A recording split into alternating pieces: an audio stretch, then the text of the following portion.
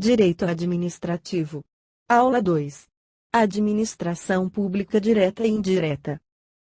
A expressão administração pública pode ser usada em dois sentidos. A administração pública em sentido subjetivo, formal ou orgânico designa os entes que exercem atividade administrativa. Pessoas jurídicas, órgãos e agentes públicos. A administração pública em sentido objetivo, material ou funcional designa a natureza da atividade exercida pelos referidos entes. É o mesmo que função administrativa. A existência da administração indireta decorre da necessidade de descentralização das atividades administrativas, para que o serviço seja desempenhado com mais eficiência. O Decreto-Lei 200, de 1967, estabelece o princípio da descentralização. Alguns elementos do artigo 10 nos ajudam a compreender o motivo da descentralização. Leia em sua tela. Se necessário, dê pause, para ler com mais conforto. O Decreto-Lei 200, de 67, apresenta algumas espécies de descentralização dentro dos quadros da administração federal, distinguindo-se claramente o nível de direção do nível de execução. Trata-se de uma distribuição de funções dentro da mesma pessoa jurídica. Por exemplo, dentro da União, dentro do Banco do Brasil, dentro do INSS, e assim por diante. Esse tipo de descentralização é chamado de desconcentração, criando-se uma nova pessoa jurídica vinculada à administração, especializada em determinada função. É a chamada descentralização administrativa. Veremos mais sobre isso adiante. No tema da administração direta e indireta, esses dois tipos de descentralização são os mais importantes.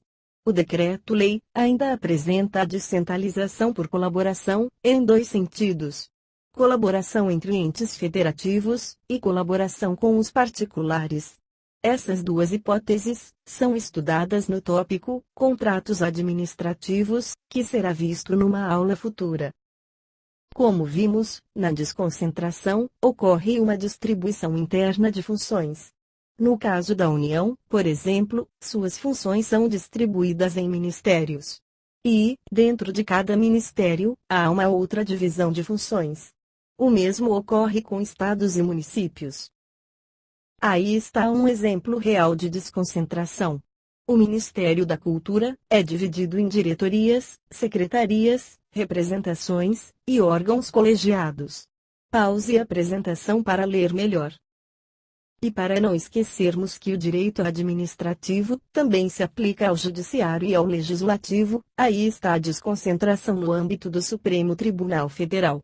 Não esqueça de pausar sua apresentação, para que possa ver melhor. Espécies de desconcentração.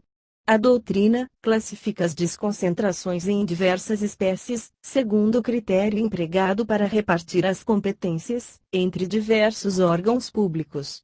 Desconcentração territorial, ou geográfica, é aquela em que as competências são divididas a partir da delimitação das regiões em que cada órgão pode atuar.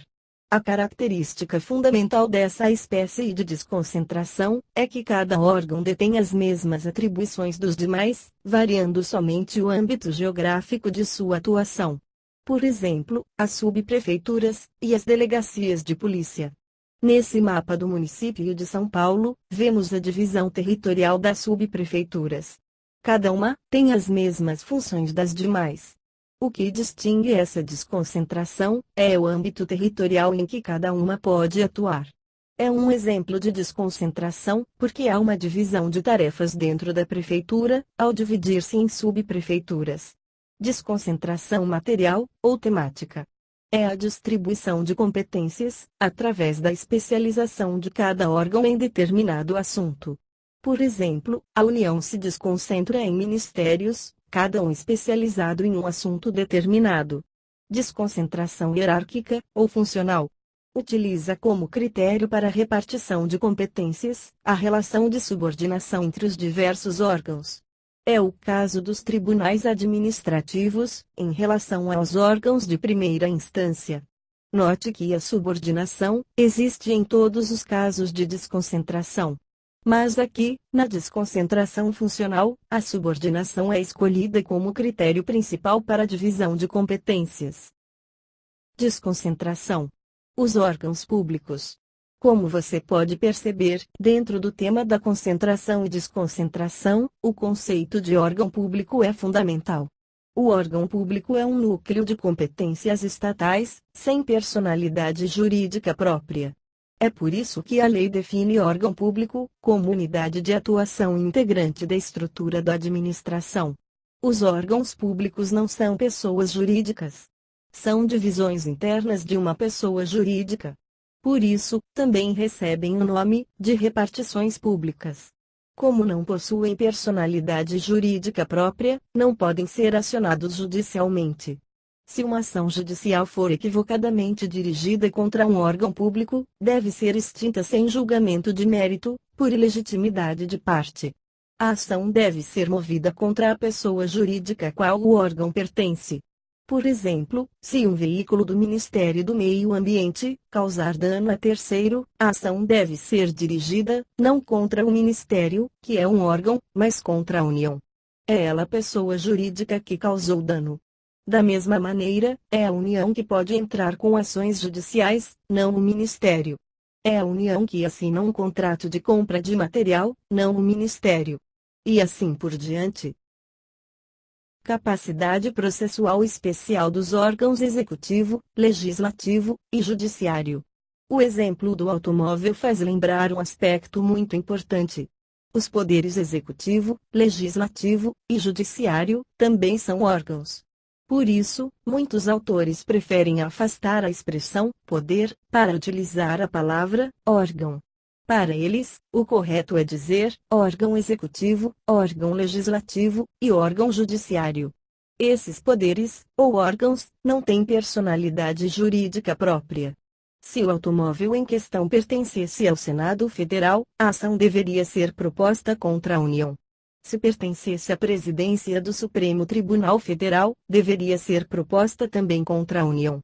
Perceba que os três poderes não são pessoas jurídicas. Apenas órgãos de uma pessoa jurídica. No entanto, a doutrina e a jurisprudência reconhecem que esses órgãos são dotados de capacidade processual especial. Essa capacidade restringe-se basicamente à possibilidade de tais órgãos realizarem a defesa de suas prerrogativas em juízo, especialmente em se tratando de mandado de segurança. Deixando de lado a desconcentração, vamos falar agora da descentralização administrativa. Como foi dito antes, na descentralização, ocorre a criação de uma nova pessoa jurídica, com a missão de desempenhar uma função específica. Assim, a União, os Estados, o Distrito Federal, ou os municípios, decidem, através de seu poder legislativo, criar uma nova pessoa. São 4 as espécies de pessoas jurídicas que podem ser criadas. Autarquias, como é o caso das agências reguladoras. Fundações, como a Biblioteca Nacional.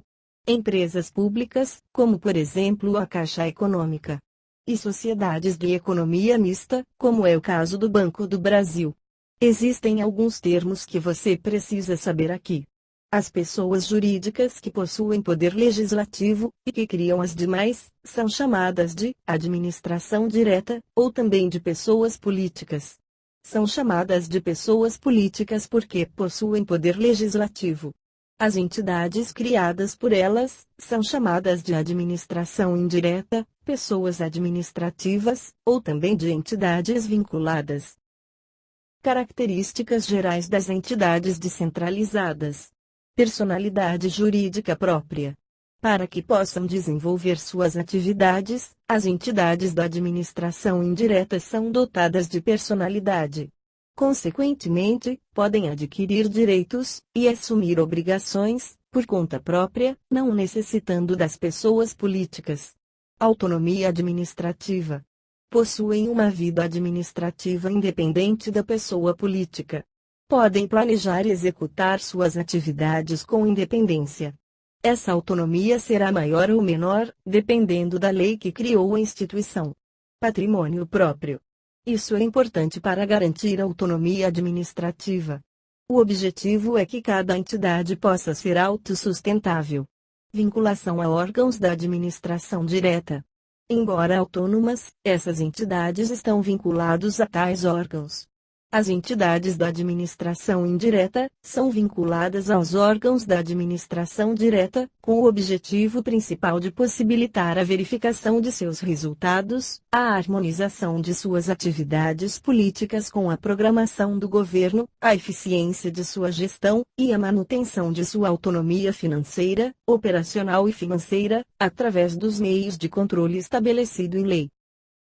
Se voltarmos ao organograma do Ministério da Cultura, podemos agora ver que, além dos órgãos internos, existem entidades da administração indireta, como as diversas fundações e autarquias, que podem ser vistas na parte de baixo do organograma. Note que há uma linha azul e uma linha vermelha, ligando órgãos e entidades ao Ministro da Cultura.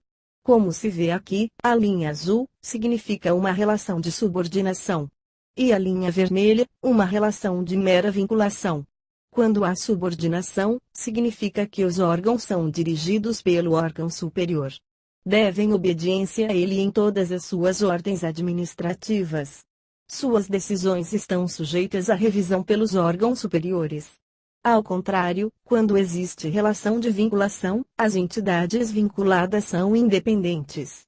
A administração direta não pode fazer determinações, a não ser quando previsto na lei. Continuando com as características gerais da administração indireta. Suas despesas e receitas integram o patrimônio da pessoa política a qual estão vinculadas, e devem constar da lei orçamentária anual. Estão sujeitas a fiscalização e controle pelo Poder Legislativo. Estão sujeitas a controle pelos tribunais de contas. A contratação de seu pessoal efetivo só pode ser realizada mediante concurso público. Está vedada a acumulação remunerada de cargos e empregos, como estudaremos mais adiante. Em regra geral, estão sujeitas à licitação. Podem ser sujeitos passivos de ação popular. Possuem legitimidade ativa para propor ação civil pública. Seus agentes estão sujeitos à lei de improbidade administrativa, e podem ser sujeitos passivos de mandado de segurança. Podemos traçar as seguintes comparações entre a desconcentração e a descentralização administrativa. Na desconcentração, as competências são atribuídas a órgãos sem personalidade jurídica própria. Na descentralização, são atribuídas a entidades com personalidade jurídica autônoma. Na desconcentração, os órgãos não podem ser acionados diretamente, com exceção dos que possuem capacidade processual especial. Já na descentralização, as entidades respondem pelos prejuízos causados a particulares. Veja o exemplo do artigo 8º da lei que criou a Anatel. Quando estabelece que fica criada a Agência Nacional de Telecomunicações, vemos como o Poder Legislativo da União prevê a criação da agência. Quando fala que se trata de uma entidade, percebemos a personalidade jurídica própria, já que o termo entidade só se usa para pessoas jurídicas. Quando se estabelece que a agência ficará vinculada ao Ministério das Comunicações, percebemos o aspecto da vinculação.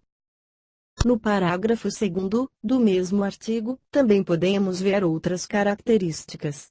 Pause a apresentação para tentar encontrá-las. Você conseguiu? Estão aqui. Chegamos ao fim da aula 2. Nesta aula, aprendemos os diversos sentidos que a expressão administração pública pode ter. Estudamos os conceitos de desconcentração e descentralização. Vimos o significado de termos importantes para nossa matéria. E estabelecemos as principais características comuns a todas as entidades da administração indireta. Na próxima aula, estudaremos as autarquias em geral.